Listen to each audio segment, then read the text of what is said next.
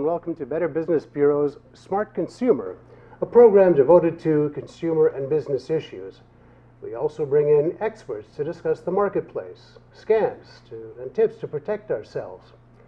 A common question consumers ask is, should I call the police? Or under what circumstances should I contact the police? Well, part of the answer lies in the type of scam or attempted scam. Now, if it's an identifiable individual, business, or professional, you may file a complaint with BBB.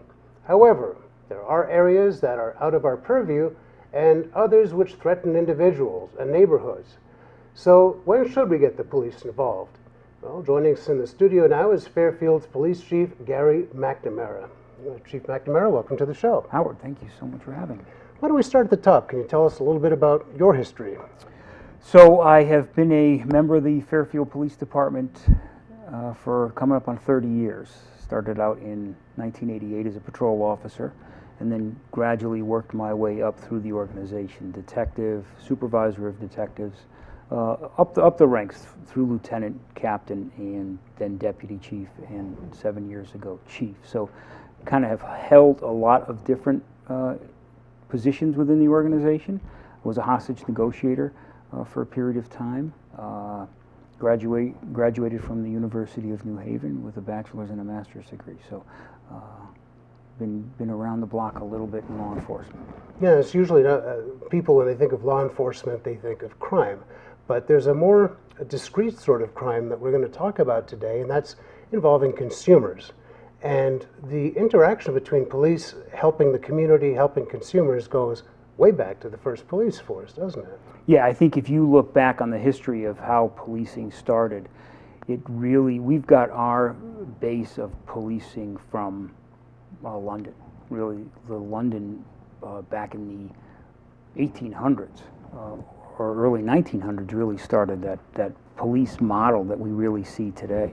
Some of the tenets of what they talked about, that we have to be involved with the community, that the community has to trust us, that we have to be engaged. Some of the issues around use of force and how it should be used, only the amount necessary. So talking about those conversations way back then, and now looking at it now, you really see that those base models of how we interact with the community really can still continue to drive us and remind us all of how we have to kind of work together.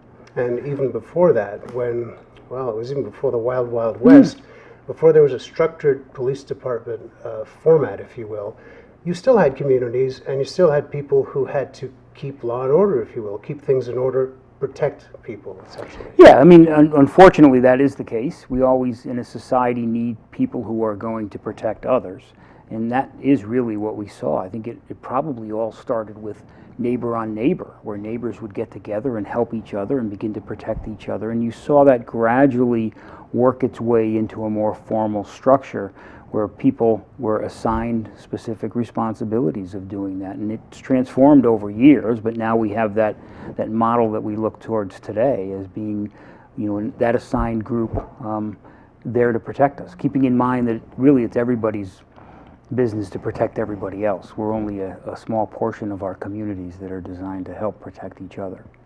Well, and you hit on something. In essence, we are all consumers. And I'm thinking back to the most likely encounter we would have heard about years ago, and that was picking up some guy who was selling something at the back of a truck in a major city, or fake watches on a street corner. Those were the typical consumer issues you folks might help with? It would. Flea markets would be others, where you get counterfeit items, where people think they're getting items that they're really not getting.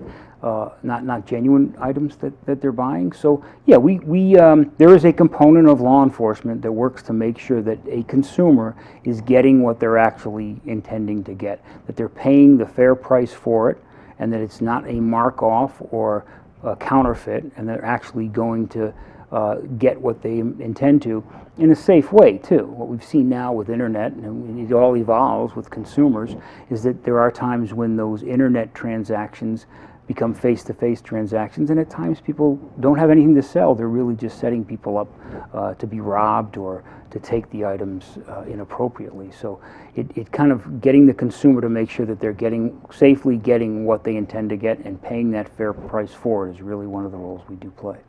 And it's this awareness of how people can get cheated like that, as well as the fact that we know that there are knockoffs all over the place, that has changed that dynamic to a great degree, hasn't it? I think it has. I think that there is so many issues and creativity amongst those that are trying to take advantage of us as consumers, that it's the next best criminal act that we've got to get the word out. We get the word out on some acts, but we've got to continue to move ahead of them, because what we find is that they are oftentimes more creative than we are, because they have all day to do it. All they think about is other ways to take advantage of us as consumers, how to make things different, how to get things cheaper, how to get the money from those consumers. So we always have to try to stay one step above them or in front of them. And when we don't, we have to get the word out to the surrounding communities that, hey, this is a new type of scam that you might not be aware of. Now, without placing the blame on consumers, because I don't believe there are people who are foolish, I don't believe that there are people who do things without thinking about it. I look at it more as sometimes they're just not aware of some of the doors that scammers can get in. Are there educational programs that police departments use to reach out to tell consumers some of the ways that they can get hit? We do. We try to reach different community groups. Elderly come to mind, where we try to do a lot of work with our senior centers, trying to get caretakers involved. They're a good group because they're always looking for information, and they're unfortunately a large group that is often targeted for these scams. So we try to get the word out in a variety of different formats and fashions and ways in which we can get that information to them. But we try to go beyond that veil. People don't know. It's not that they are ignorant. It's just that they go through their daily lives, and we don't realize that there are people that are trying to take advantage of us. And sometimes our mind can't keep track of, or our awareness can't keep track of the shell game that they're playing. So it sounds good, it looks good, and you're kind of trying, and then you add one thing to it. You got 1 second to make a decision. You add that sense of urgency to it, and then we're on. So I think that getting that word out to those different groups, those targeted groups, is really, really important, as it is to neighborhoods that might see an infiltration of someone trying to sell furniture that might not be the best furniture, or there might be stolen goods, or a variety of different things. There's always ways in which we try to get out to the community, and we're partnering with the Better Business Bureau and doing. Thank you for having me as a guest on this show. It's getting that word out. It's important. It's a pleasure, because we believe that education is the ultimate tool against crime and fraud. You mentioned technology a moment ago. Mm-hmm. So today's criminals, they don't have to be the brightest bulbs on Broadway. They don't need a knife. They don't need to hold you up. They don't need a gun. They don't need to break into your home. So that has also changed a little bit about the way that we look at protecting consumers from these types of crimes. Well, it has, and technology, as great as it is, it also adds a lot of vulnerability. Because in the past, when we used to tell consumers how to protect themselves, it would be lock your doors, have some motion lights, put an alarm on your house, and your house is really your area of protection. Technology has changed that. First off, it allowed through wires to come into your house, and now you can access the world through computers. And we all know that if you can access the world, there are those in the world that can now access you and come into your homes. So we always talked about different ways in which to protect yourselves with firewalls and the like. And now with cell phones and computers and tablets, criminals really have access to all of us every day at every moment in the day. It's just a question of whether or not they're going to be smart enough and catch us off our guard to make one mistake or do one thing that might, in fact, allow them to take advantage of you. When I was younger, Chief McNamara, it was essentially the front door was a place people would come, they would sell or try and sell a vacuum cleaner or encyclopedias, and you didn't have the same fear of opening up the front door. And even if it's not a fear now, there are threats that come to the front door, and these are the kinds of things Well, I'll ask you, what are some of the things we should watch out on a seasonal basis?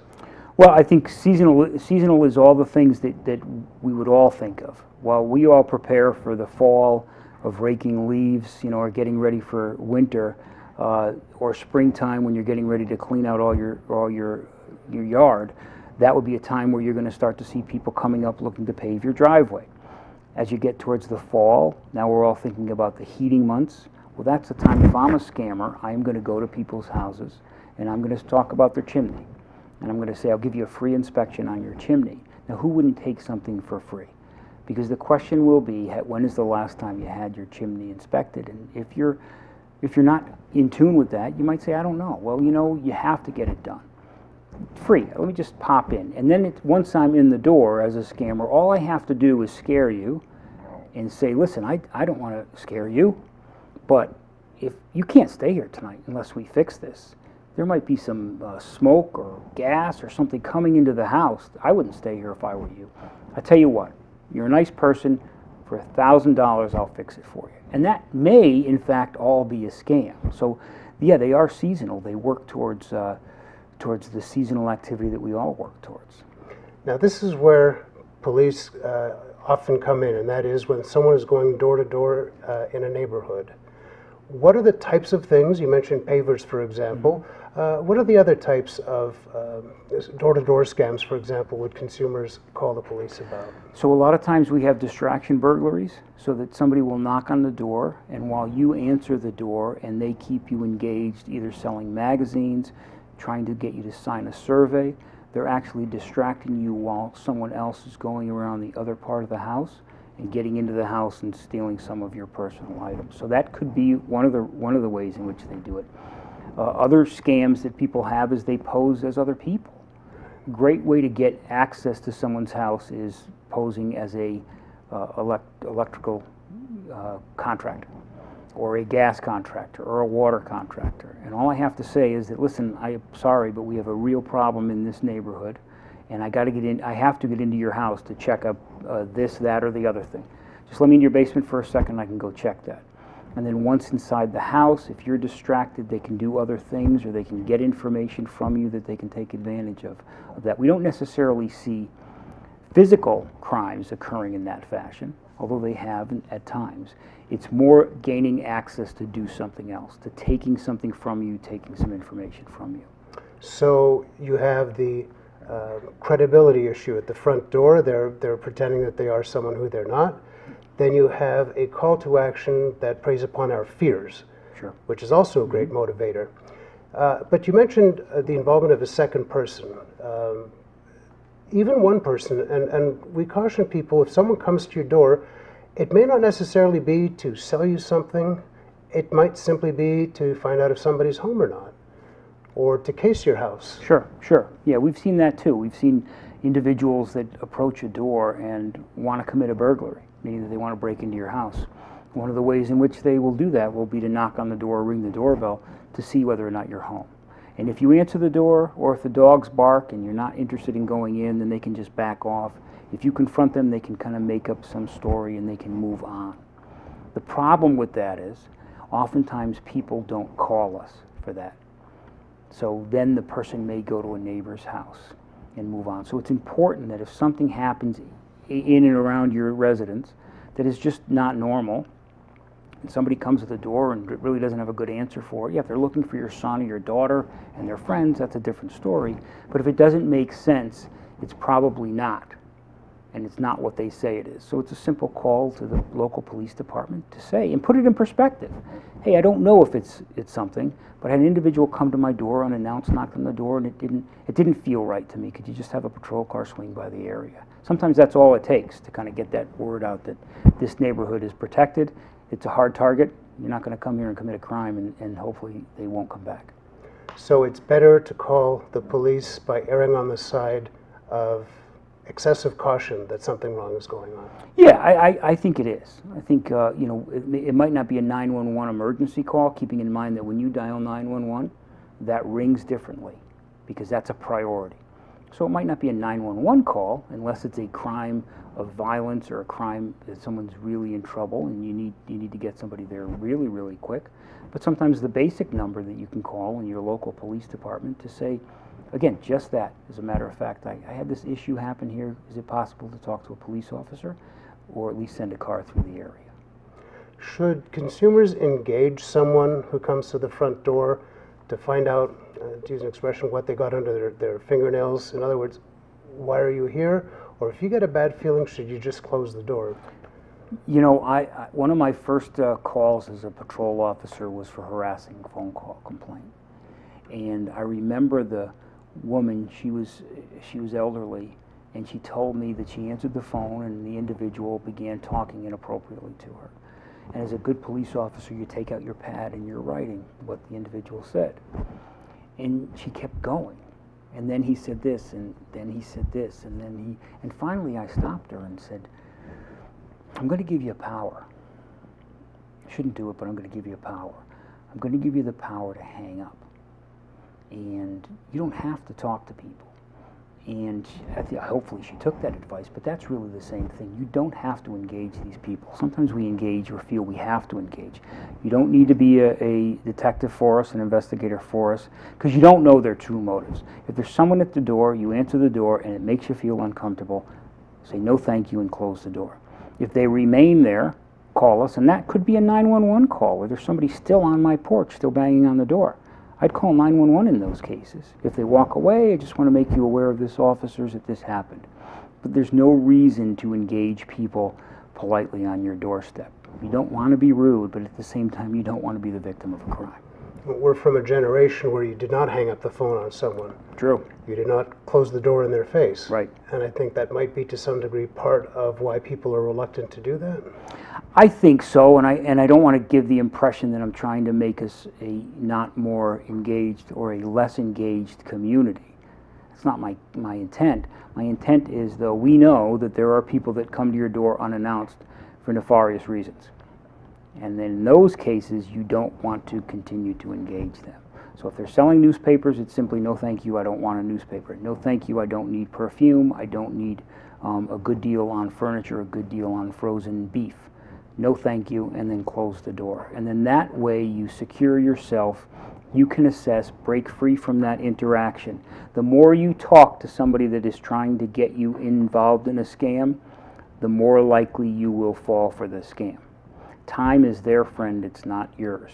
The more you talk, the more chances they're going to determine that I have you and I can get you under my little spell so that I can get you to do something that you're not really knowing what it really is.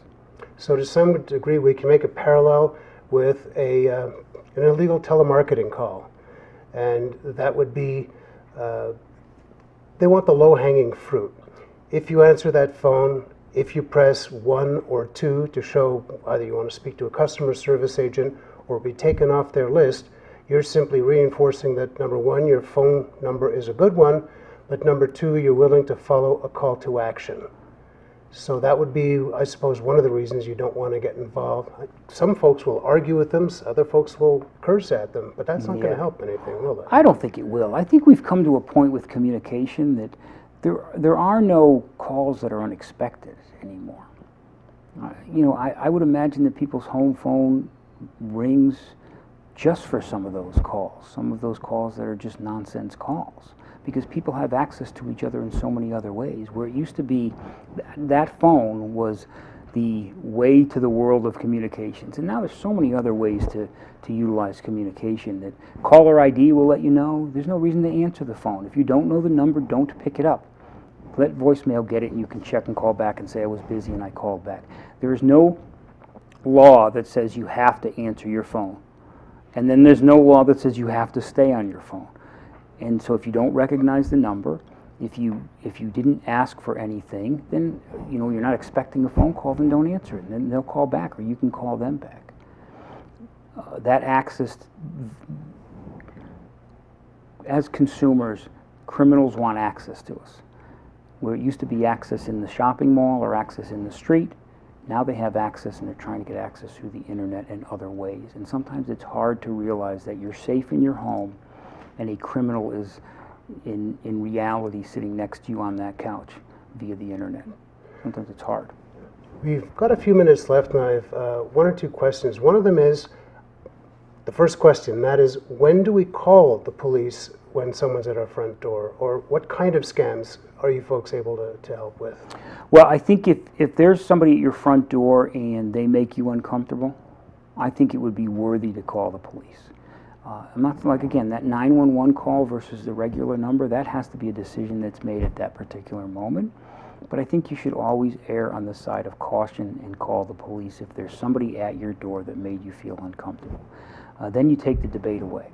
Then we can know whether there's people in the neighborhood that are legitimately there, or are they there to do somebody harm, you or your neighbors. As far as what we can help out with, some of these scams are very easy.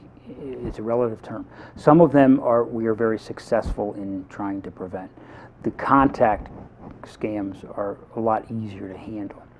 As with anything, the farther away the victim is from the suspect, the more difficult it becomes. Ultimately, there is a point in any scam that there has to be a transaction where that crime occurs. If it's in person, which it sometimes is, they're a lot easier to solve than those that are through the internet, because the internet is a wide open space and very difficult at times to determine where it's coming from. And do you think that perhaps consumers in general tend to think so much about the high-tech kinds of crimes that we forget about crimes of contact, pickpockets, purse snatchers? Well, you know, cars are getting really high in technology, but you still have to look both ways before you cross the street. And that's a good example of what you're talking about, is that while we think about those internet crimes, keep in mind that we're still talking about those crimes that are, you know, foot on the ground type of crimes, those pickpocketers, those people that distract you while you're walking, you put your bag down, break into your cars, those other crimes that are there that have occurred. We're still fighting that good battle too, and we need the community and the consumers to help us on that end also. We go on for a half an hour about technology alone, but technology is helping to a great degree with some very basic things for the police department, even digital fingerprinting, for example.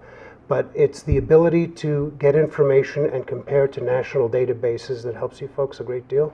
Data is our friend, really data, and that's why we want people to call, because the more reports we get, the more data in, the better information we have. But yeah, technology has helped us in a variety of different ways, from face recognition to voice recognition to making it easier to write reports and easier to document photographs, to document incidents. Data and technology has really helped our basic investigations a great deal, as well as some of the more high-tech investigations. So Chief McNamara, if you have a single takeaway message from this discussion, it would be? We are here to help you. We can't help you if you don't let us know you need help. Thank you very much for joining us. Thank you. Take care. Okay. Well, many thanks to Fairfield Police Chief Gary McNamara for joining us today. As always, the most helpful thing you can do is share what you've learned today. Discuss it with your family members, friends, colleagues, and neighbors. We can significantly reduce the number of scams by educating people, and that's the goal of this program, and you can help extend that reach. Better Business Bureau Serving Connecticut would like to express its gratitude to Nutmeg for providing the facilities and the wonderful staff who help us produce this program. And finally, thank you for letting us into your home. We'll see you next time on Better Business Bureau's Smart Consumer. I'm Howard Schwartz. Take care.